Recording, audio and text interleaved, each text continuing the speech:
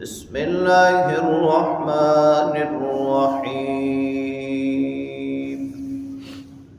یا بنی اسرائیل اذکروا نعمتی التي انعمت علیکم وأوفوا بعهدی اوف بعهدکم وإياي فارهبون صدق اللہ وصدق رسوله النبی الکریم۔ سورہ بقرہ کی آیت نمبر 40 کی تلاوت آپ نے سماعت کی۔ ترجمہ سماعت فرمائیں۔ یا بنی اسرائیل، اے اولاد یعقوب، اذکروا نعمتی التی انعمت علیکم، ان نعمتوں کو یاد کرو جو میں نے تمہیں عطا کی، وَأَوْفُوا بِعَهْدِي، اور میرے وعدے کو پورا کرو، اوف بعہدکم، میں تمہارے وعدے کو پورا کروں گا، وَإِيَّايَ فَارْهَبُونَ، اور مجھ ہی سے ڈرو۔ بنی اسرائیل، جیسا کہ ترجمہ سے آپ نے جان لیا، ابراہیم علیہ السلام کے دو بیٹے تھے، اسحاق علیہ السلام اور اسماعیل علیہ السلام۔ اسماعیل علیہ السلام حجاز میں آباد ہوئے اور انہی کی نسل سے خاتم النبیین جناب محمد الرسول اللہ صلی اللہ علیہ وسلم تشریف لائے۔ اسحاق علیہ السلام شام میں آباد ہوئے، پھر حضرت یعقوب علیہ السلام جو اسحاق علیہ السلام کے بیٹے تھے، ان کا یہ لقب تھا اسرائیل، جس کا معنی ہے اللہ کا بندہ۔ تو انہی کے نام سے آگے ان کی نسل مشہور ہوئی۔ یعقوب علیہ السلام کے بیٹے حضرت یوسف علیہ السلام بھائیوں کی بے وفائی کی وجہ سے مصر میں فروخت ہوئے، تو پھر بنی اسرائیل مصر آگے، ایک عرصے تک یہاں رہے، اور پھر فرعون اور اس کی قوم نے ان پر غلبہ پا لیا اور ان کا حال غلاموں جیسا ہو گیا۔ پھر حضرت موسیٰ علیہ السلام کو اللہ تعالیٰ نے پیغمبر بنا کر بھیجا اور ان کو نجات عطا فرمائی، دوبارہ یہ شام میں جا کر آباد ہوئے۔ اس کے بعد اللہ تعالیٰ نے ان میں حضرت داؤد، حضرت سلیمان جیسے بادشاہ پیغمبر بھی پیدا کیے اور بے شمار عزتوں سے اور نعمتوں سے نوازا۔ ان کے لیے ہی اللہ رب العالمین نے من و سلوہ بھی اتارا۔ پھر نبی پاک صلی اللہ علیہ وسلم کی بعثت سے کچھ عرصہ پہلے یہ شام سے کچھ لوگ، یعنی کچھ یہود،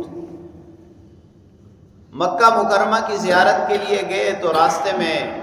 مدینۃ الرسول صلی اللہ علیہ وسلم کو انہوں نے پہچان لیا، کیونکہ تورات میں نبی پاک صلی اللہ علیہ وسلم کے مقام ہجرت کا بھی ذکر تھا، تو انہوں نے وہیں ڈیرے ڈال دیے۔ کچھ عرصے کے بعد وہاں یمن سے دو بھائی اوس اور خزرج بھی آ کر آباد ہو گئے۔ نبی کریم صلی اللہ علیہ وسلم کی آمد سے پہلے جب اوس اور خزرج کے ساتھ ان کا کوئی اختلاف ہوتا تو یہ آپ صلی اللہ علیہ وسلم کا حوالہ دیتے کہ آخری پیغمبر تشریف لائیں گے، ہم ان کے ساتھ مل کر تمہارے ساتھ جنگ کریں گے اور فتح پائیں گے۔ پھر نبی کریم صلی اللہ علیہ وسلم کی بعثت کے بعد یہ اوس اور خزرج کے کچھ لوگ حج کے موسم میں نبی پاک صلی اللہ علیہ وسلم سے ملتے ہیں، ایمان لے آتے ہیں، پھر حضور علیہ السلام کو دعوت دیتے ہیں اور آپ کے صحابہ کے انصار بن جاتے ہیں۔ یہ بات یہودیوں کو بری لگتی ہے، اور وہ یہ جاننے کے باوجود کہ نبی پاک صلی اللہ علیہ وسلم ہی آخری پیغمبر ہیں، خاتم النبیین ہیں، ایمان نہیں لاتے۔ ایک اس وجہ سے کہ ہم آگے کیوں نہیں ہیں، اور دوسرے اس وجہ سے کہ جب ان کو معلوم ہوتا ہے کہ حضور علیہ السلام بنو اسرائیل سے نہیں ہیں بلکہ بنو اسماعیل سے ہیں، تو دوسرے خاندان کے پیغمبر پر، دوسری قوم کے پیغمبر پر ایمان لانا بھی انہیں اپنے لیے اچھا معلوم نہیں ہوتا۔ اس لیے اللہ رب العالمین نے خاص طور پر اس سورہ بقرہ کی آیت نمبر 40 سے تقریباً 100 آیات تک ان کا ہی ذکر ہے۔ یہاں بنی اسرائیل سے مراد خاص طور پر وہ یہود ہی ہیں جو مدینۃ الرسول صلی اللہ علیہ وسلم میں یا اس کے ارد گرد آباد تھے۔ ان کو خاص طور پر مخاطب کرنے کی وجہ کیا ہے؟ ایک تو علمی اعتبار سے ان کا دنیا میں ایک مقام تھا، اس لیے اکثر لوگ یہ بھی کہتے تھے کہ اگر یہود ایمان لے آئیں گے تو ہم ایمان لے آئیں گے۔ اور دوسری بات یہ کہ اللہ رب العالمین نے ان کی حقیقت واضح کی کہ یہ وہ لوگ ہیں کہ جو حقیقت جاننے کے باوجود صرف ضد، عناد اور تعصب کی وجہ سے ایمان نہیں لاتے۔ اللہ کریم نے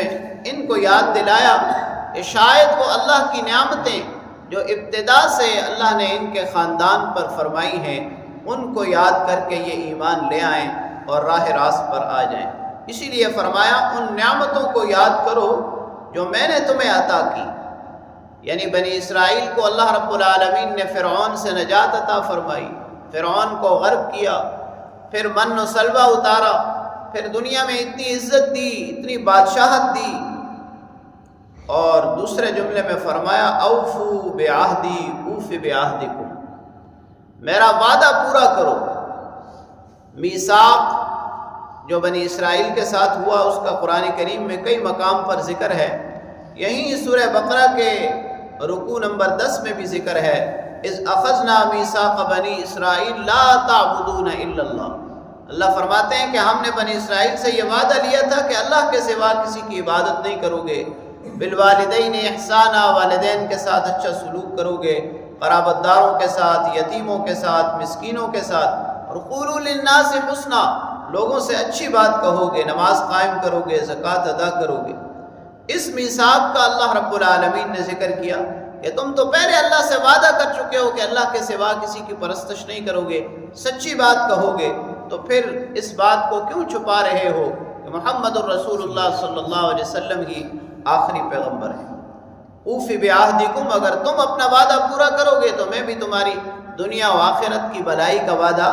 پورا کروں گا۔ وَإِيَّايَ فَارْهَبُونَ، آخر میں اللہ کریم نے فرمایا کہ مجھ ہی سے ڈرو، یعنی ان کے ایمان نہ لانے کی وجہ ایک یہ بھی تھی کہ اگر ہم ایمان لے آئیں گے تو دوسرے یہودی کیا کہیں گے کہ یہ لوگ بنو اسماعیل کے پیغمبر پر ایمان لے آئے، یا ان کے ساتھ ملنے والے ماننے والے کیا کہیں گے، یعنی جو سلسلہ چل رہا ہے وہ رک جائے گا۔ اللہ کریم نے اس لیے خاص طور پر ان کو مخاطب کیا اور مخاطب فرمایا، اور نعمتیں بھی یاد دلائیں اور وعدہ بھی یاد دلایا۔ ہمارے لیے اس میں یہی سبق ہے، اللہ رب العالمین نے ہمیں بھی بے شمار انعامات اور نعمتیں عطا فرمائی ہیں، ہم ان نعمتوں کی قدر کریں اور شہادتین کا اقرار کر کے ہم نے اللہ تعالیٰ سے جو وعدہ کیا ہے اس وعدے کو ہمیشہ یاد رکھیں اور اس پر مکمل عمل کی کوشش کریں۔ اللہ کریم سے دعا ہے اللہ تعالیٰ کلام پاک کو پڑھنے، سمجھنے، اس پر عمل کرنے کی توفیق نصیب فرمائے۔